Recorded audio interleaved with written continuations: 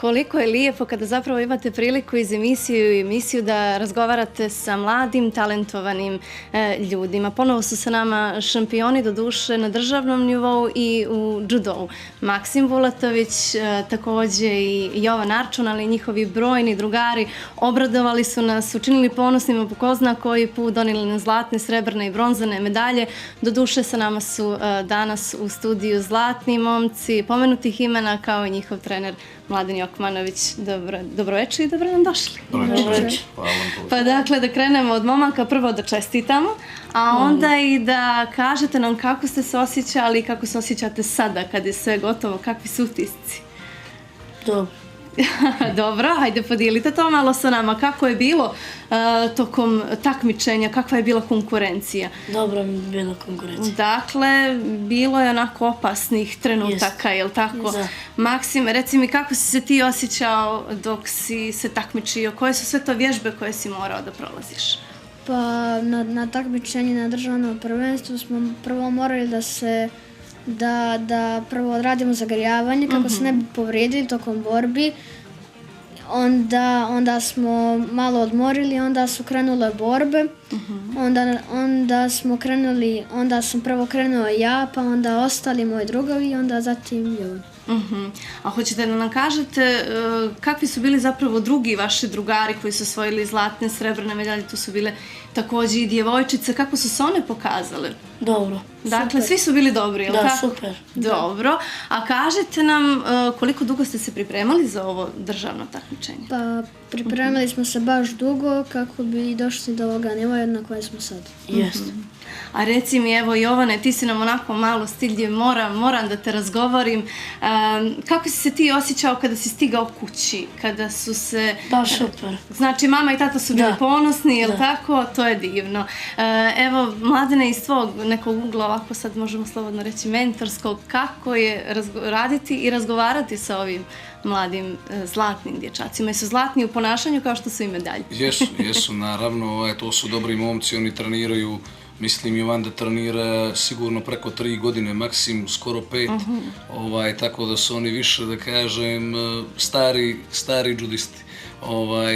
Jovan je na prvenstvu države imao 4 pobjede do 46 kg, osvojio je prvo mjesto.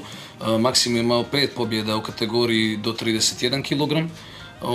Imali smo još nastup Senije Koske koja je osvojila srebro i Luka Mitrović koji je bio bronzani i imali smo jedno 5. mjesto u borbi za bronzu je savladan Dobrivoje Janković. Veliki broj finala nam je donio ovako jednu veoma za nas, da kažem, impresivnu stvar, a to je da smo bili treći od ukupno 32 kluba na prvenstvu države za najmlađi uzrast, za poletarce. Tako da i za nas jedan veoma uspješan nastup i drugari su bili odlični i zato smo tu, došli smo malo se pohvaliti. Tako i treba i neka ste i uvijek je lijepo čuti za ovakve uspjehe na državnom nivou, bit će vjerovatno to i na svjetskom, vjerujemo čim bude prilike za to. Sada, kako si zadovoljan ti kao trener, evo i ostalim učesnicima, s obzirom na to da smo, kao što smo i čuli od dječaka, bile su tu i djevojčice, kako je raditi sa djevojčicama i koliko su one zapravo zainteresovane za ovaj sport? Pa djevojčice u judovu su potpuno ravnopravne, naravno u svim elementima, osim što se tiče masovnosti. Mi bismo voljeli da imamo malo više djevojčica, mislim generalno u crnogorskom judovu, da ih ohrabrim, možda im je za nijansu i lakše iz razloga što ne budu te kategorije kao kod, na primjer, Maksima i Jovana sa preko 20 takmičara, nego bude, da kažem, tu do 10 djevojčica. U radu one učestvuju potpuno normalno i ravnopravno u treningu, nema, da kažem, nikakvih ni otežavanja ni olakšica u sklopu treninga. Mi smo prije ovog državnog imali stvarno niz nastupa. Bili smo na svim turnirima u regionu, znači bili smo na turniru Mateja Knego u Dubrovniku, bili smo na memorijalnom turniru Miloš Ostojić u Sarajevu, prije toga u Nikšiću, u Rožajama. Napravili smo jedan fini krug, da kažem, kao pripreme u nastupima da se oni rasterete, da se, da kažem, iščisti taj nastup njihov, da se prikažu u najboljem sjaju i stvarno nam je bio akcenat na prvenstvo države, iako ja njima uvijek ističem da je to glavno, ali moram da istaknem, na primjer, turnir u Sarajevu sa skoro 1000 učesnika i 20 i nešto zemalja, preko 40 klubova, počev od cijeli Balkan, Moldavija, Mađarska, Kanada, ja mislim čak. Tako da, iako je dječji uzrast u pitanju, radi se ozbiljno i to su ozbiljna takmičenja. Moramo pohvaliti Maksima i Jovana s obzirom na to da nisu samo prvaci u judovu, nego i u jiu-jitsu, pa kako je to moguće? Pa da, ja sam trener i jiu-jitsu kluba Stara Varoš, u judo klub Stara Varoš. Njih dvojica su, da kažem, jedni od odabranih koji treniraju i jedan i drugi sport. Oni su svakog dana u sali, nekad rade i 2 vezana treninga i što je posebno interesantno u ovoj godini i Maksim i Jovan su prvaci države i u judo sportu i u jiu-jitsu sportu.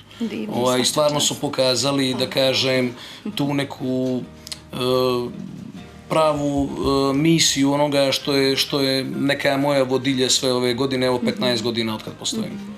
Jesu li nam se Jovan i Maksim opustili, mogu li možda njih da pitam kako je biti i prvak u judovu i kako je biti prvak u jiu-jitsu? Hoćeš ti, Jovane, da kažeš? Može.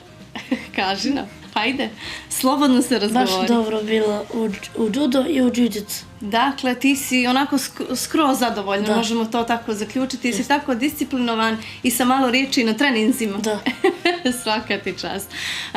Maksime, kako ti zapravo vidiš ove dvije titule? Pa vidim ih kao nešto najbolje što sam ikad postigao ovako. Divno, bravo i svaka čast. Koliko dugo, Mladene, su trajale pripreme za sve ovo? Pa mi radimo konstantno. Mogu slobodno da kažem, od januara plus, pomenuh vam sve ove godine prije toga, koliko oni dugo treniraju, jer judo je jedan zahtjevan sport i traži konstantan rad, konstantan trud, nastupe na takmičenjima, a posebno smo dali akcenat od avgusta. Oni su počeli, da kažem, ranije nego što ima neka mala ljetnja pauza uvijek. Tražio sam da ne počnemo od septembra, jer je malo kasno, već u septembru smo imali 2 takmičenja. Počeli smo u avgustu i da bi, znači, do kraja oktobra, sada u novembru nastup na međunarodnom turniru na Cetinju također, da bi to, da kažem, tu urodilo plodom. A kakvi su naredni planovi sa poletarcima? Pa odradit ćemo još turnir 2 do kraja godine i sad već malo smanjujemo tempo.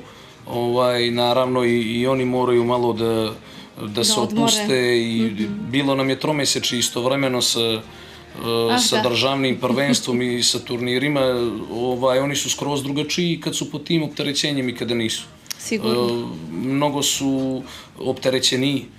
Jer dolazi, da kažem, oni su testirani s obje strane. Mnogo su rasterećeni, na primjer, sada, kada nemaju pritisak od škole, od ocjena, kada je, da kažem, normalna nastava i sve, nego mi smo bukvalno, to je u 5 dana bilo zaključivanje ocjena i prvenstvo države. I vidio sam da im popušta koncentracija, pa smo imali neka druženja i neke treninge koji su bili samo igre, tako da se malo rasterete. Kad pomenu smo školu, kakvi ste đaci, kako ide u školi? Dobro, baš. Maksime? Odličan. Dakle, odličan đak, svaka čast. Ja vrlo dobro. Bićeš ti odličan, vjerujem. Samo još malo da te razgovorimo i sve će to da krene kako treba. Ja ne sumnjam. Mnogo vam hvala što ste bili naši gosti. Mnogo vam hvala što ste nas učinili ponosnima. Mladene, hvala tebi što radiš sa njima. Zaista je zadovoljstvo vidjeti ovakve dječake i razgovarati sa vama. Hvala vam puno. Hvala vam puno na prilici.